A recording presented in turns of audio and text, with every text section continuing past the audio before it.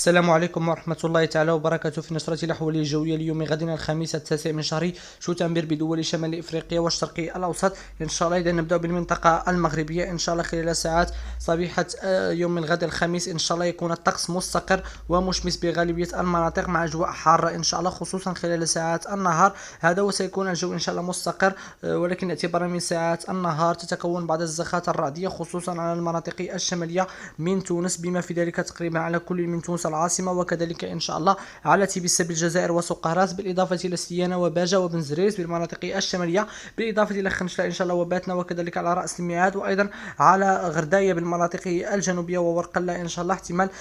بعض العواصف الرعدية خصوصا خلال ساعات الزوال. هذا مع احتمال أيضا بعض الزخات الرعدية على مرتفعات المغرب خصوصا المناطق الشرقية، والطقس يكون مستقر بباقي المناطق. هذا مع احتمال تساقط بعض الأمطار خصوصا على المناطق الشمالية كما قلنا على كل من تونس العاصمة، وكذلك إن شاء الله على باجة وأيضا على سليانة، كذلك على بن زريس بالمناطق الشمالية. وبشكل عام اعتبارا من ساعات الليل تنحصر بشكل سريع وأجواء مستقرة ويستقر الجو إن شاء الله اعتبارا من ساعات الليل. إذا بالنسبة لدرجة الحرارة ليوم غد إن شاء الله يكون الجو حار بشكل واضح خصوصا خلال ساعات الزوال. هذا مع انخفاض في درجة الحرارة على المغرب والجزائر مع ارتفاعها على تونس إن شاء الله، والحرارة تكون 32 درجة على تونس العاصمة، ولكن تكون أكثر حرارة على قابس وتقرير أجواء حارة بالجزائر، كذلك 29 درجة على كل من قسنطينية الجزائر العاصمة، 26 وهران 28 درجة، 24 درجة على الرباط، وحرارة مرهقة إن شاء الله على مراكش 36 درجة على مراكش وبشار أجواء حارة إن شاء الله، وأضرار كذلك على قلميم حرارة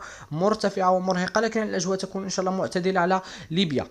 بالنسبة للمنطقة المشرقية إن شاء الله أجواء مستقرة خلال صبيحة يوم غد الخميس بجل المناطق الشمالية، وكذلك هذا مع احتمال بعض القطرات المطرية على موسى مطروح وكذلك على الإسكندرية بالمناطق أقصى الشمالية، قد تكون ضعيفة ومتفرقة على بورسعيد وكذلك على نفس المناطق ضعيفة ومتفرقة. وبشكل عام خلال ساعات النهار أجواء مستقرة بغالبية المناطق على موسى مطروح، وأجواء تكون حارة إن شاء الله على العراق وكذلك على سوريا وفلسطين خصوصا على المناطق الشمالية. هذا مع احتمال تكون بعض الزخات الرعدية على أبها وكذلك بالمملكة العربية السعودية خلال يوم غد إن شاء الله على كل من أبها، وكذلك قد تصل هذه الزخات الرعدية على الباحة وأيضا على الطائف مع بعض الرعود التي قد تكون خاطفة. وخلال ساعات الليل يستقر الجو على هذه المنطقة مع أجواء مستقرة اعتبارا من ساعات الليل وأجواء مستقرة بغالبية المناطق الشمالية ولا أمطار متوقعة. إذا بالنسبة لدرجة الحرارة أجواء حارة بغالبية المناطق خصوصا خلال ساعات الزوال إن شاء الله، أجواء حارة 38 درجة على بغداد العاصمة، 33 درجة على